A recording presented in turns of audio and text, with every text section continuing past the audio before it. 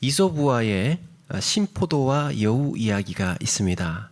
더운 여름날 여우가 포도를 먹기 위해서 포도밭에 들어가죠. 먹음직스럽게 잘 익은 이 포도가 눈에 들어옵니다. 여우는 포도송이를 따려고 높이 점프를 합니다. 닿지가 않습니다. 포도는 먹고 싶은데 아무리 뛰어도 딸 수가 없는 거죠.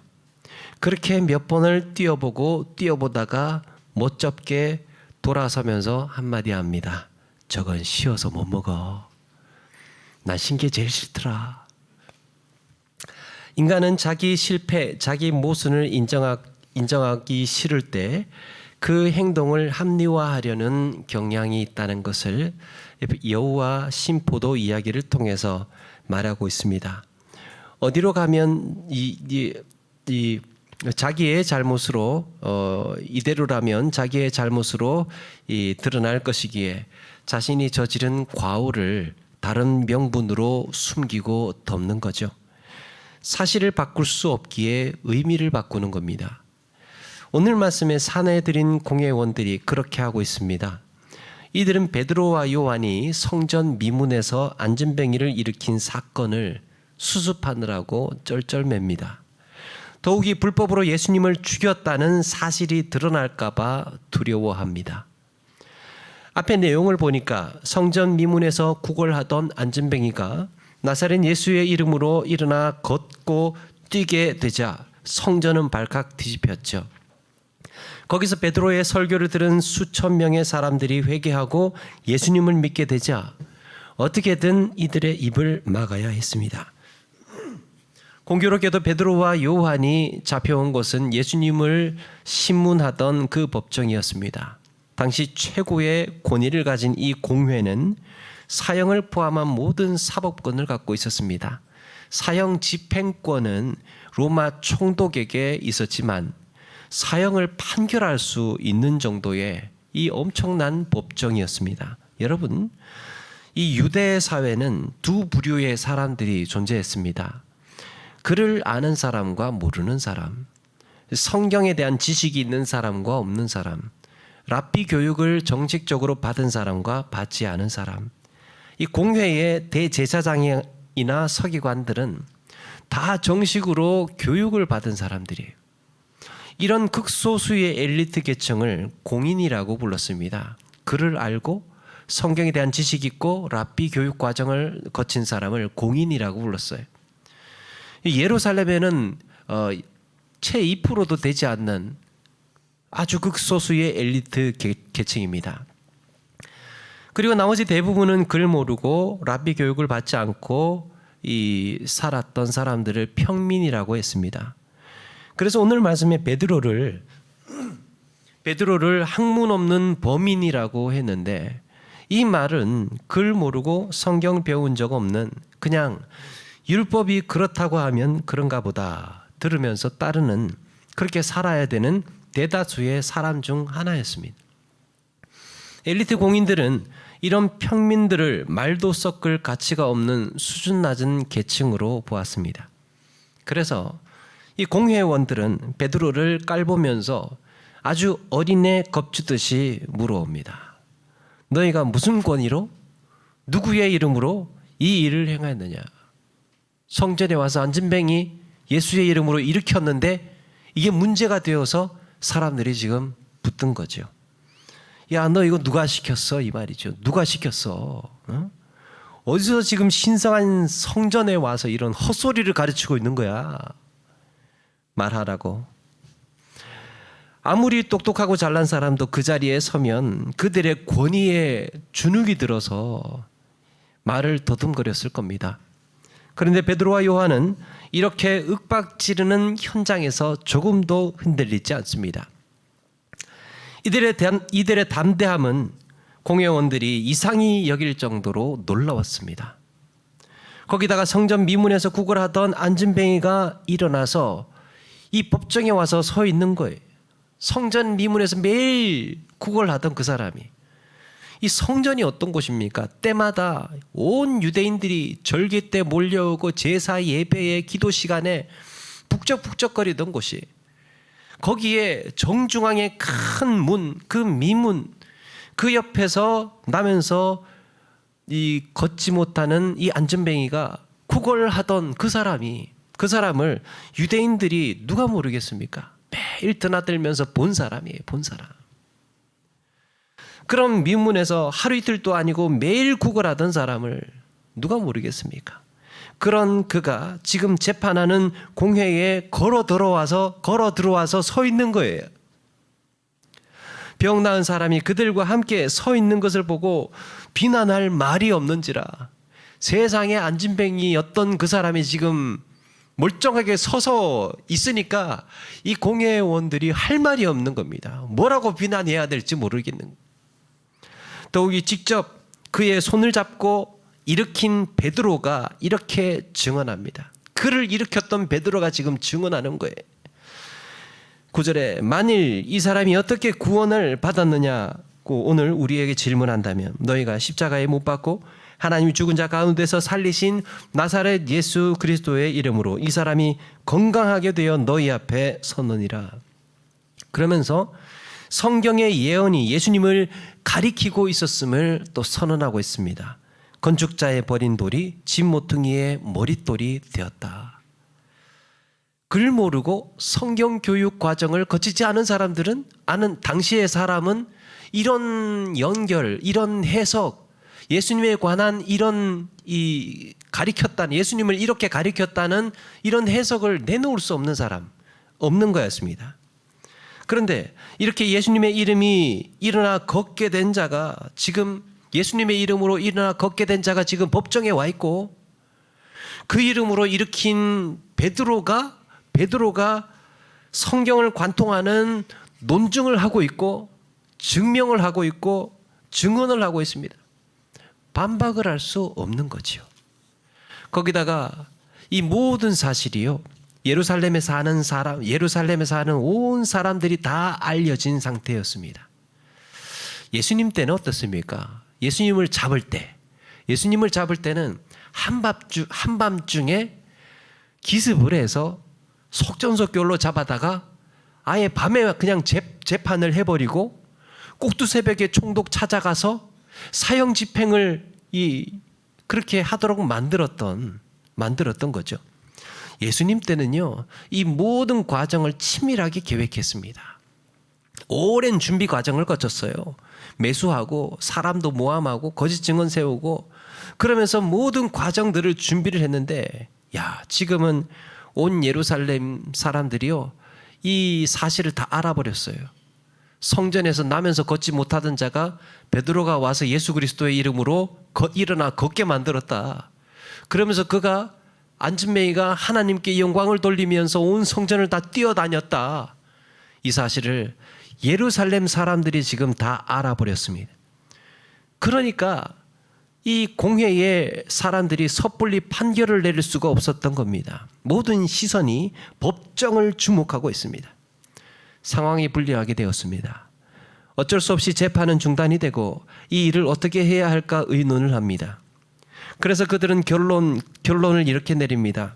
17절에 이것이 민간에 더 퍼지지 못하게 그들을 위협하여 이후에는 이 이름으로 아무에게도 말하지 말게 하자. 예수의 이름으로 어떤 이 발언도 하지 못하게 하자. 그들이 할 수 있는 최선은 이 사건이 예루살렘을 더 넘지 않는 겁니다. 예루살렘의 문지방을 넘지 않도록 만들자. 이미 퍼진 소문들은 어떻게 하겠느냐. 어떻게 할 수 없고 예루살렘 담장을 넘어가지 못하게 하자. 그래서 예수의 이름으로 말하지 말고 가르치지도 말라고 엄포를 놓은 겁니다. 여러분, 이런 밑도 끝도 없는 억지 경고가 어디에 있습니까? 왜 그래야 하는지 성경은 이유를 밝히지 않고 있습니다. 왜 예수님의 이름으로 가르치지 말아야 하고 전하지 말아야 하는지 이들은 말하지를 못하고 있어요. 여러분, 이유라고 해봐야 말 하나 마나 궁색하고 뻔한 명분 아닙니까? 만약에 우리가 그 공회원들에게 대제사장 서기관들에게 아니 왜 예수님의 이름으로 전하지 말아야 됩니까? 왜 예수님의 이름으로 증거하지 말아야 됩니까? 가르치지 말아야 됩니까? 하면 뭐라고 하겠습니까? 이게 다 하나님을 위한 거라고. 하나님 위한 거라고. 성전 질서를 위해서, 성전 질서를 위해서. 하나님의 말씀이 잘 지켜지도록 하기 위한 일이라고 그러지 않겠습니까? 그러나 그들의 속내는 다른 곳에 있었지요. 그들이 정작 두려워했던 것, 공회원들이 정작 두려워했던 것은 예수 그리스도가 오시리라 예언된 메시아요, 하나님의 아들일지 모른다는 사실이 그들의 마음에 조금씩 다가오고 드러나고 있었던 겁니다. 십자가에 죽으시고 사흘 만에 다시 살아난다고 했던 그 말씀이 계속해서 마음에 찔렸고, 무덤에서 사라진 예수의 시신을 백방으로 수소문을 해도 아직까지 소식이 없고, 이미 예루살렘에는 예수가 다시 살아나셨다는 증언들이 파다하게 퍼지고 있었습니다. 아예 다시 살아나신 예수님을 보았다는 증언들도 여기저기서 들려오고 있었습니다. 아닐 거라고 믿고 싶지만, 생각하고 싶지만, 계속해서 드러나고 있는 증언과 증명들이 거부할 수 없고 반박할 수 없도록 계속해서 상황이 만들어지고 있었던 거죠. 그 와중에 이미 수천 명의 예루살렘 사람들이 회개하고 예수님을 믿었던 거예요. 이대로 가다가는 산헤드린 공회가 예수님을 처형하면서 저지른 온갖 비리와 불법이 드러날 것 같았습니다. 이런 사실들이 밝혀지기라도 하면 대제사장이며 장로들, 서기관들은 역사상 가장 큰 대역 죄인이 되는 거였습니다. 인간이 신을 처형한 가장 부당하고 악랄한 십자가 게이트. 참 아이러니하지 않습니까? 하나님의 이름을 팔아서 하나님의 권위를 등에 업고 차지한 그 권세로 하나님의 아들을 죽이는 데 썼습니다. 그리고 지금 그 죄를 덮기 위해서 하나님의 권세로 사도들의 입을 막고 있는 거예요. 이런 아이러니가 어디 있습니까? 대제사장은 하나님의 아들 예수 그리스도를 십자가에 죽인 다음 날에도, 제사장이요, 서기관들이, 종교 지도자들이 예수님을 십자가에 죽인 그 다음 날에도 여전히 거룩한 하나님께 번제를 드렸을 겁니다. 서기관들 역시 그 후로도 하나님의 말씀 잘 지키라고, 잘 배우라고 사람들을 다그쳤을 거예요. 당신들 말이야, 하나님 말씀 잘 배우고 잘 지키라고 서기관들이 그렇게 가르쳤을 겁니다. 예수님 십자가에 못 박아 죽여놓고. 처음에는 자신들이 무슨 짓을 했는지 몰랐다고 하더라도 예수님께서 부활하시고 증인들이 등장하고 베드로가 예수님의 이름으로 기적을 일으키고 유일한 구원의 이름을 증명하고 있으니까 이제는 자신들이 무슨 짓을 했는지가 조금씩 뚜렷하게 드러나고 있었던 거예요. 그래서 이 일이 더 불거지기 전에 자신들의 과오를 철저히 감추어야 했습니다. 더 불거지기 전에. 그거는 그 일로 역사 속에 묻어야 될 일로, 예수님의 십자가의 죽음, 그 일은 다 역사 속에 잊혀져야 될 일로 감추어야 돼. 묻어야 돼. 누가 잘했건 잘못했건 지금 이게 뭐가 중요하겠어. 그냥 잊혀지는 것이 중요하지. 그랬을 거예요. 한평생 쌓아온 명예, 이 자리에서 누리는 부귀영화 때문이라도 아무도 모르게 덮어야 했던 겁니다. 그들은 계속 하나님의 영광을 부르짖으면서도 예수님의 이름은 봉인해야 하는 자기 모순에 빠져 있습니다. 하나님의 종이라고 하는 자들이 하나님의 복음이 전해지는 것을 온몸으로 막고 있는 거죠. 미국의 심리학자 레온 페스팅거는 1957년 인간의 행동의 합리화를 연구하면서 인지부조화 이론이라는 책을 펴내게 됩니다. 사람은 자신의 신념과 충돌을 일으키는 말이나 행동을 할 때 심리적인 불편함을 느낀다고 합니다. 자기가 원래 생각하고 있던 가치관과 자기가 덥석 저질러 놓은 행동이 충돌을 일으킬 때 부조화가 일어난다는 거죠. 그래서 심리적으로 이런 불편함, 긴장 상태를 느끼는데 이때 사람은 자신의 신념에 맞추어서 행동을 바꾸기보다 행동에 따라서 신념을 조종한다는 이론이에요. 자기가 한 말을 또 자기가 한 행동에 따라서 자기 생각을 바꾸어 간다는 거예요. 사람에게는 어리석은 선택을 했을 때 어떻게든 그 선택이 불가피한 것이었다고 믿으면서 애쓰면서 끝까지 자신이 옳았다고 우기는 성향이 있다는 겁니다.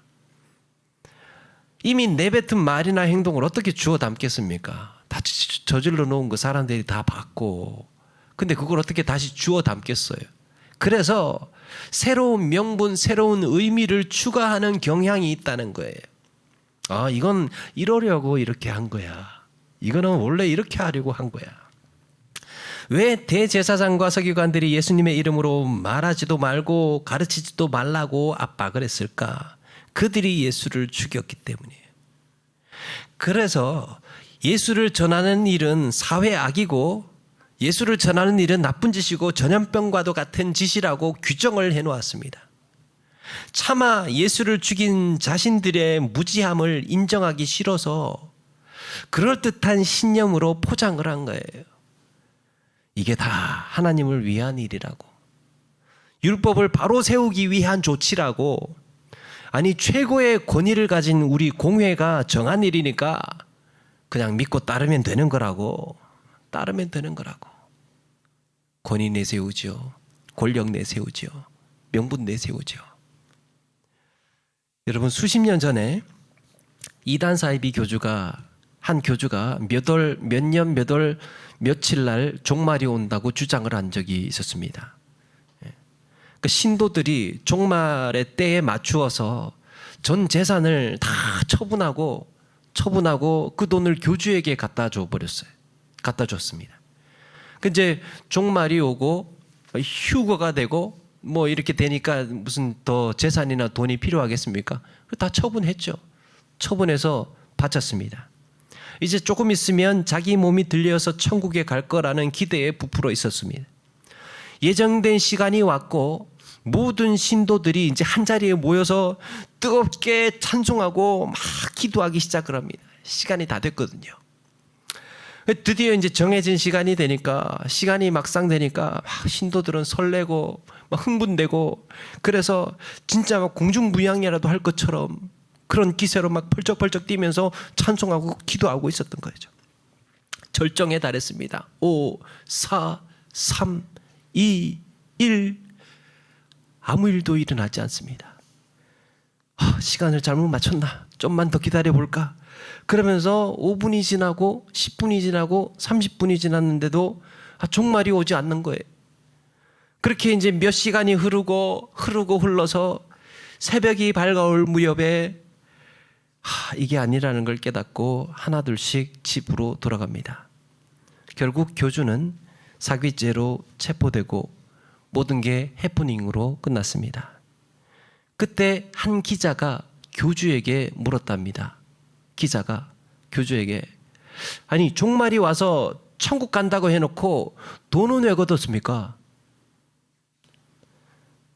돈 어디다 쓰려고 했습니까? 이렇게 물었답니다. 그러니까 교주가 자기라도 남아서 구원 못 받은 사람들 도와주어야 한다고. 이게 하나님의 사랑 아니냐? 이게 하나님의 사랑이지. 이게 여러분, 우리가 보기에는 어떻습니까? 우리가 보기에는 저 사람 분명히 크게 한몫 챙겨서 잘 먹고 잘 살려고 했던 것 아닐까라는 강한 합리적인 의심이 들지 않습니까? 강한 의심이. 그런데 그가 내세운 명분은 자기라도 남아서 불쌍한 사람들 도와주려고 돈을 거둔 거라고. 하나님의 사랑이라고. 확 달라지죠. 확.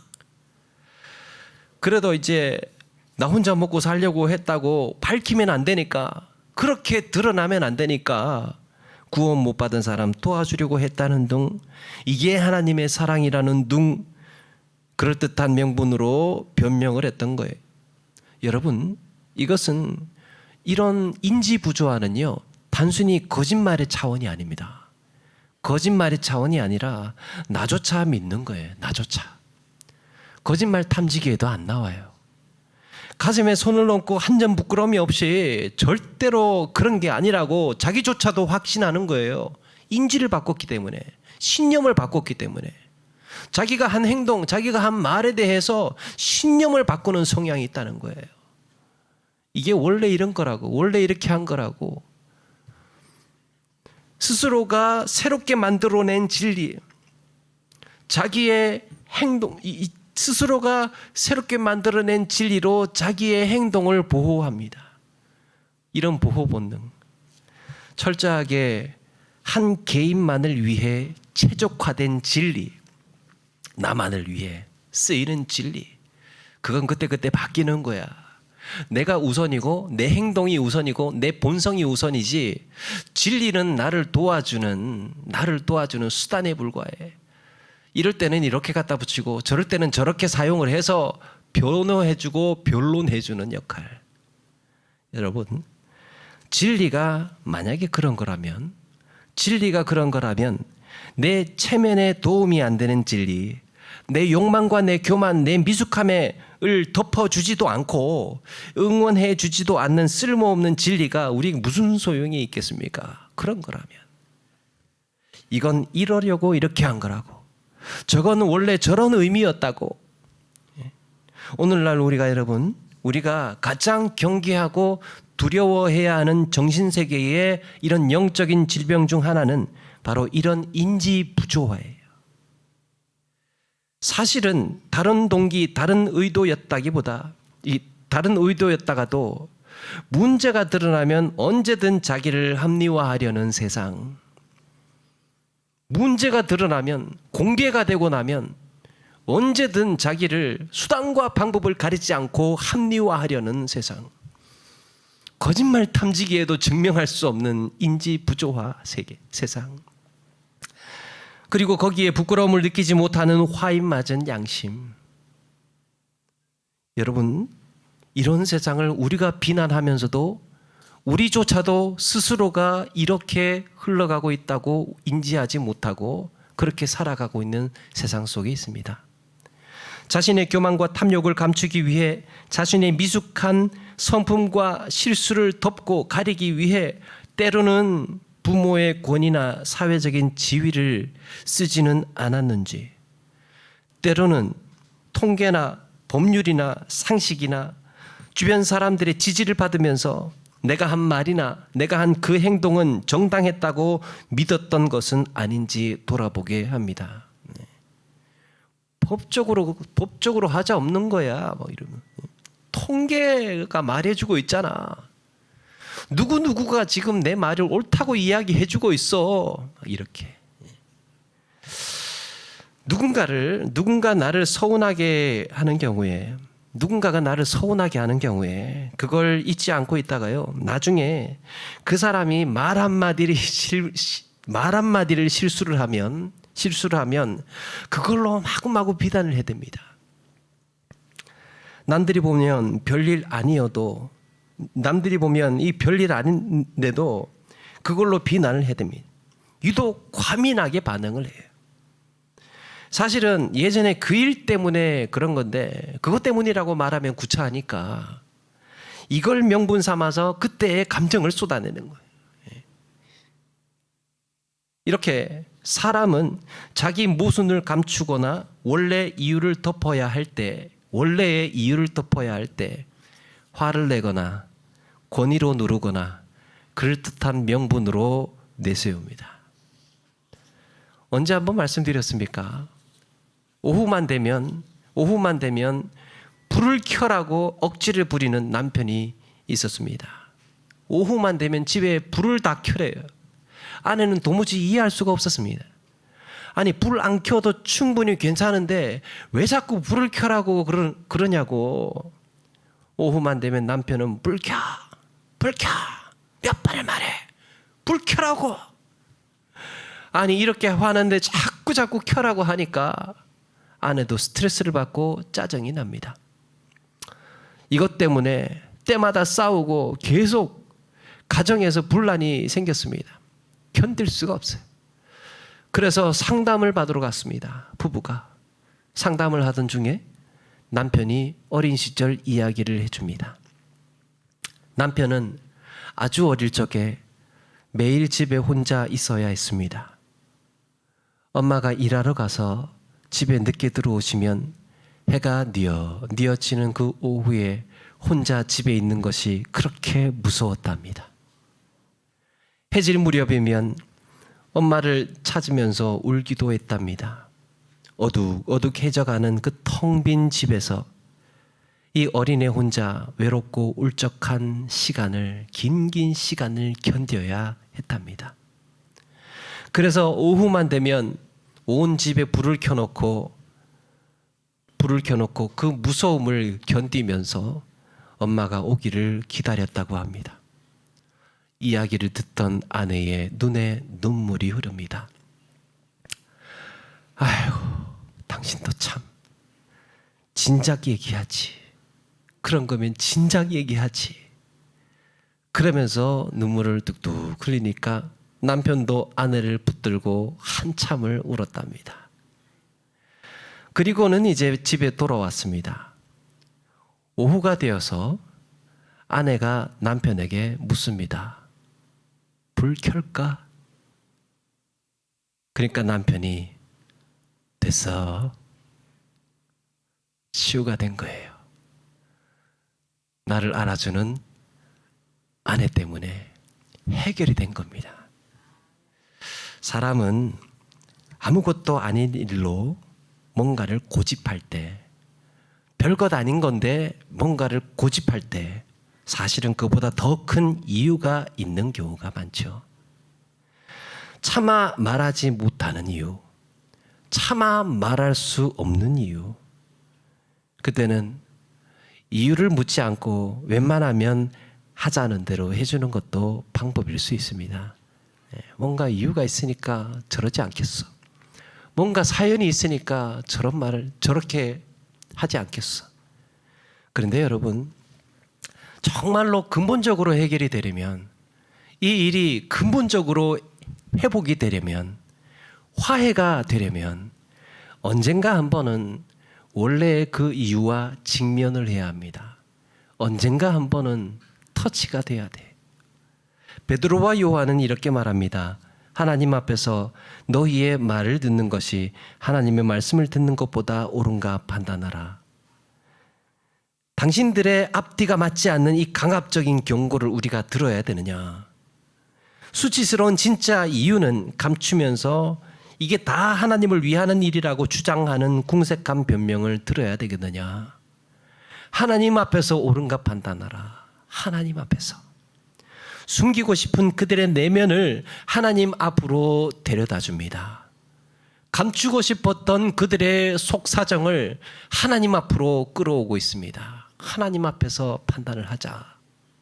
사랑하는 여러분, 우리가 하나님 앞에 서 있다고 믿는다면 무슨 일이 벌어지겠습니까?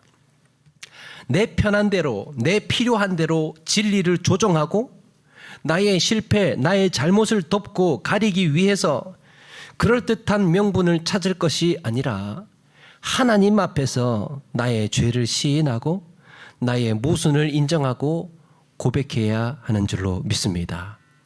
감추고 덮어서 나를 합리화하고 좋은 명분으로 나의 말과 행동을 그렇게 덮고 감추면서 살아가야 할 것이 아니고 끄집어내는 거죠.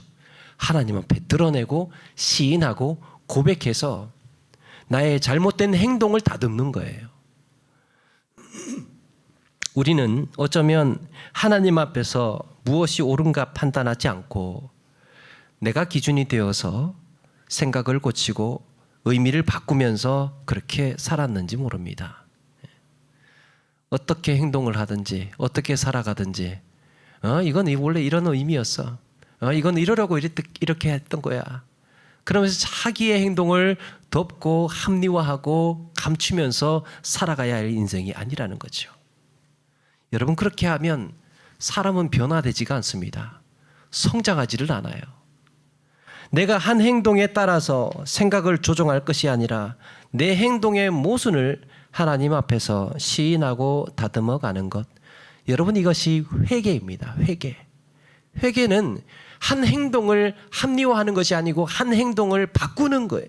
고치고 수정하는 겁니다. 인지부조화는 누구나 경험할 수 있습니다. 누구에게나 찾아오죠. 인지부조화. 이런 인지부조화가 왔을 때 나의 무지와 미숙함, 나의 수치와 교만을 합리화하려는 본능을 부정하고, 인지부조화에서 자기를 합리화시키는 것은 본능이에요. 본능. 그런데 우리는 이 본능을 부정하고 하나님 앞에서 옳은가 판단해야 된다는 거예요. 나를 지으신 하나님 앞에서 용서받고 위로를 얻고 내 미숙한 말과 행동을 고쳐 나가는 것. 여기서 우리는 성장하고 변화되는 줄로 믿습니다. 진리가 나를 위해서 나를 응원하기 위해서 있는 것이 아니고, 우리가 진리 앞에 나아가면서 나를 변화시키고 나를 개선해 나가고 나의 행동을 더 성숙한 말과 행동으로, 현명한 행동으로 바꾸어 가는 거죠. 말씀을 마칩니다. 사랑하는 여러분, 그저 내가 사는 대로 그럴듯한 명분을 만드는 인생이 아니라 진리의 말씀에 따라서 나의 말과 행동을 다듬어 살아가는 우리 모두가 되시기를 바랍니다. 이렇게 하나님 앞에서 나의 모순을 시인하고 하루하루 신실하고 아름답게 변화되어 가는 저와 여러분 되기를 주의 이름으로 축원합니다.